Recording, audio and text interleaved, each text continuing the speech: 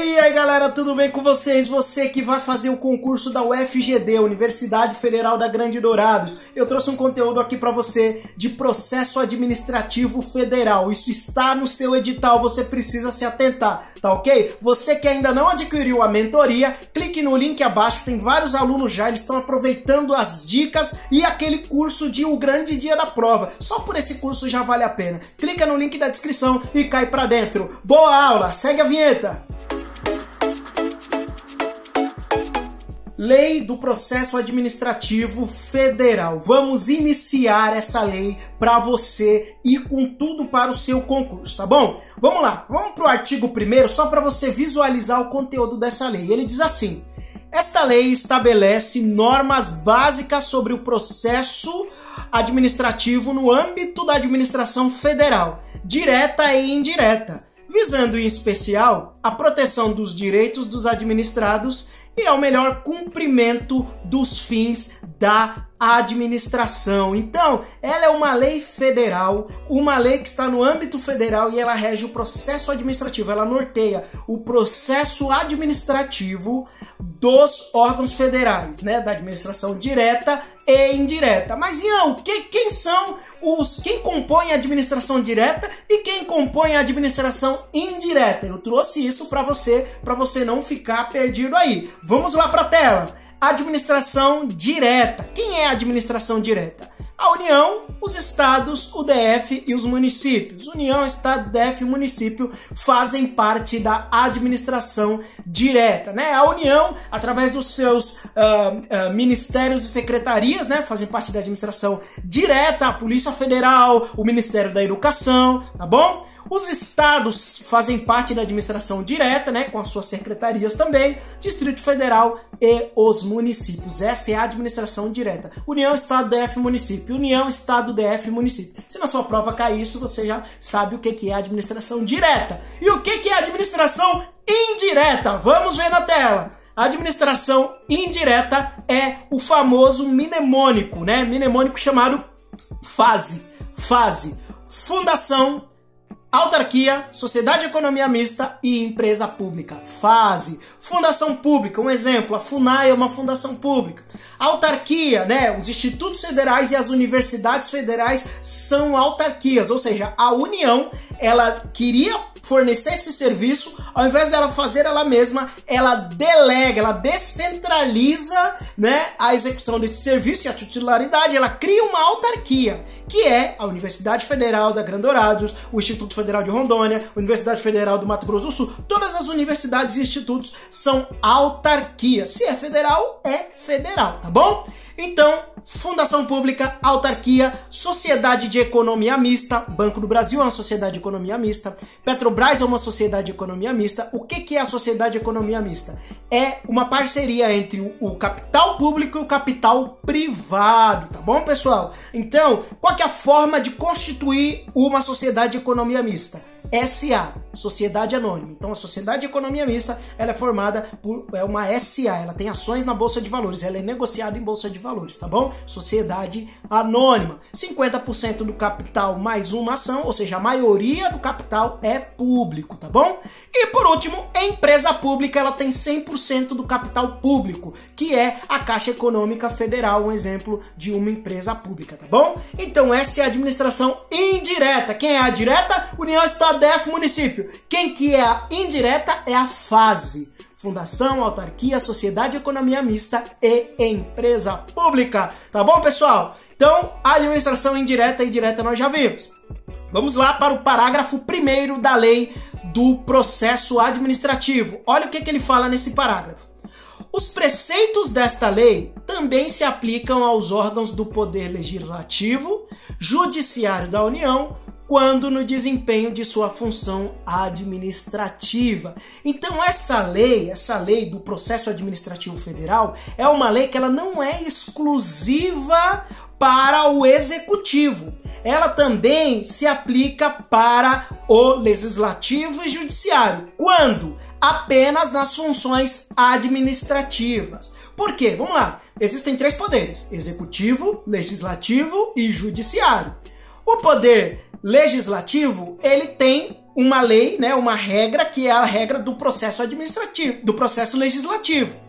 O Poder Judiciário tem as suas normas do processo judiciário. E o Poder Executivo, né, que é onde você vai trabalhar, né, nas universidades e nos institutos federais, ele tem o seu processo administrativo, com base nessa lei 9784 de 99, a lei do processo administrativo. Aí, então só o Poder Executivo vai poder usar essa lei? Não. Por quê? Porque também é lícito, é permitido o Poder Judiciário e Legislativos usarem essa lei no que se refere às suas funções administrativas. Vou mais fundo aqui para você entender a questão. Existe o Poder Executivo, Legislativo e Judiciário. A função típica do Poder Executivo é administrar a coisa pública, tá bom? Administrar a coisa pública. Essa é a função típica do Poder Executivo. A função típica do Poder Judiciário é julgar. E a função típica do Poder Legislativo é legislar. Entende? Só que o Poder Legislativo, ele pode administrar e julgar de maneira atípica. O Poder Judiciário, ele pode legislar e administrar de maneira atípica. Então, não é excludente, entende? Só que cada um tem sua função típica e eles podem utilizar a função atípica, né? Principalmente aqui que a gente está falando é o seguinte, nessa lei, né? O que acontece? Os poderes do Legislativo e do Judiciário, eles podem utilizar essa lei quando eles forem desempenhar suas funções administrativas. A função, às vezes, eles vão fazer um regimento interno, algo relacionado à estrutura, né? À hierarquia, à gestão de pessoa. Eles podem utilizar as bases do processo e os princípios do processo administrativo, tá bom? Então, vamos seguir.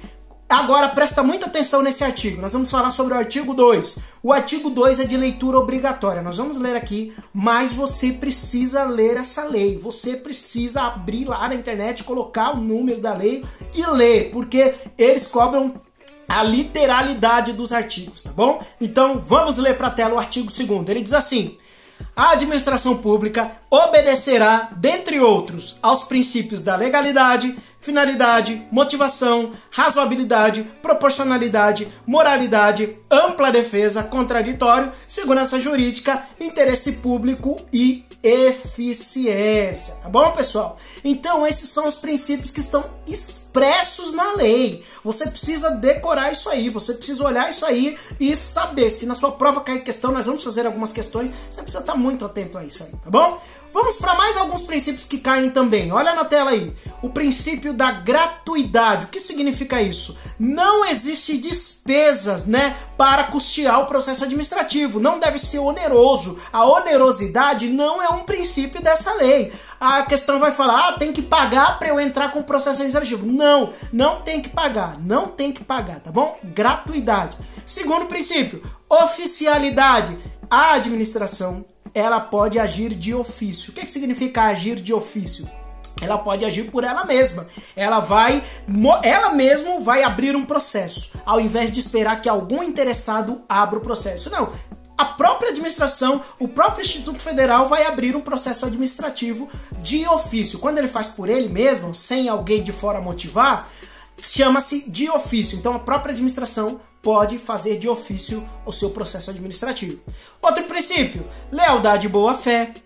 Informalismo. O que é esse princípio do informalismo? Significa que o processo administrativo, ele não pode ser aquele processo muito rebuscado a ponto de ninguém entender o que aquele processo quer dizer. Então, tem que ser um processo que dê para todas as pessoas entenderem, todas as pessoas que compõem o processo entenderem. Não pode ser um processo cheio de linguagem formal a ponto de que as pessoas não entendam. Então esse é um princípio para facilitar a compreensão do processo administrativo, tá bom? E, por último, o princípio da verdade material, ou seja, deve ser buscado a verdade. Independente dos autos, independente da situação do processo, deve ser buscado a verdade, tá bom, pessoal? Então, esses foram alguns princípios do processo administrativo e nós vamos fazer algumas questões, porque o que cai na prova é o quê? Questões. Vamos lá para essa questão da FAPEC, o FMS de 2020. Dá uma olhada aí. Qual dos princípios a seguir não se aplica ao processo administrativo regido pela Lei 9784 de 99. A. Oficialidade ou impulso oficial. B. Verdade material. C. Onerosidade. D. Proporcionalidade. E E. Segurança jurídica. Quais desses princípios não se aplicam? Observe o que eu falei para você. Por isso que é tão importante você ler a lei. O princípio que não se aplica é o princípio da onerosidade. Por quê? Porque existe o princípio da gratuidade. Não é oneroso o processo administrativo, tá bom? Então é interessante você ler a letra da lei para você ficar familiarizado com esses termos. Próxima questão. Sobre o processo administrativo, no âmbito da administração pública federal, é correto afirmar: o administrado poderá agir de modo temerário perante a administração pública. Não, o administrado não poderá agir de modo temerário. Onde que está isso? Isso está lá na sua lei que você precisa ler, no artigo 4. Não agir de modo temerário. O que é agir de modo temerário? É agir querendo acelerar o processo para você. Entende? Não, tem os prazos a serem cumpridos. Próxima alternativa. A atuação com lealdade, urbanidade e boa-fé é de observância exclusiva da administração pública. Presta atenção nessas palavras restritivas. Exclusiva, somente. Entende? Então presta atenção. Não é exclusivo da administração pública. Tanto o interessado quanto a administração tem que agir com boa-fé, com lealdade. Tá bom? C. A indicação dos pressupostos de fato e de direito é dispensada nas decisões proferidas pela administração pública. Não é dispensada. Onde que está isso? Está lá na sua lei, no artigo 2º. Ele diz assim: serão observados indicação de pressupostos de fato e de direito que determinarem a decisão do processo administrativo. Ou seja, não é dispensada, tá bom? Então, letra D. O processo administrativo tem como critério, entre outros, a adoção de formas simples, suficientes para propiciar um adequado grau de certeza, segurança e respeito ao direito dos administrados. Perfeito, maravilha, bonitinho. É exatamente esse o gabarito. O processo ele tem que ter o critério de adoção de forma simples, suficiente para propiciar um grau de certeza e segurança para o administrado. Então, é aquele princípio da informalidade, não tem que ser tão formal para as pessoas poderem entender o processo. E a última alternativa ele fala: na defesa de seus direitos não cabe ao administrado expor fatos conforme a verdade. Tá dizendo que tem que mentir? Não, o princípio é a verdade material, tem que ser conforme a verdade, tá bom, pessoal? Vamos para mais uma questão. A OCP. De acordo com o que dispõe a Lei Federal número 9784 de 99, o processo administrativo: A. Só pode iniciar-se de ofício. B. Pode iniciar-se de ofício ou a pedido do interessado. C. Não pode iniciar-se de ofício. D. Será anulável quando ficar demonstrado que iniciou a pedido de interessado, devendo, nesta hipótese, ser convalidado por ofício da autoridade competente. E E. Será nulo sem possibilidade de convalidação quando constado que iniciou a pedido interessado. O que acontece, pessoal? Essa questão ela só veio para complicar, mas presta atenção. O processo ele pode ser iniciado tanto de ofício, pela administração pública, ela mesma motivar, quanto o interessado motivar. Então ele diz na letra B: pode iniciar-se de ofício ou a pedido do interessado. Acabou. Esse é o gabarito, letra B. O resto a banca só coloca uma firula para você cair, tá bom? Então, essas foram as questões do processo administrativo, um tema que cai na sua prova, tá bom? É muito interessante você saber disso e continuar estudando firme. Pessoal, tem algumas dicas finais sobre essa lei que você precisa saber. 2 dicas bem rápidas. Primeiro, no artigo 22, parágrafo 2º, ele diz: salvo imposição legal, o reconhecimento de firma somente será exigido quando houver dúvida na autenticidade. Então você não precisa ir no cartório reconhecer firma de todos os seus documentos e apresentar na administração. Você não precisa, tá bom? Se a questão vier falando que é necessário, mentira, tá bom? E outra questão que você precisa estar atento é no artigo 51, parágrafo 2. Ele fala: a desistência ou a renúncia do interessado, conforme o caso, não prejudica o prosseguimento do processo, se a administração considerar o interesse público assim o exige. Ou seja, se o interessado falar que não quer mais participar do processo, pode arquivar, ele desiste. Se a administração entender que é necessário continuar para o bem do interesse público, ela vai continuar, tá bom, pessoal? Então você que está estudando para o concurso da UFGD, você que ainda não adquiriu sua mentoria, clique aqui embaixo, ainda dá tempo. Não vá para sua prova sem uma estratégia de prova, tá bom, pessoal? Então, um grande abraço e bons estudos!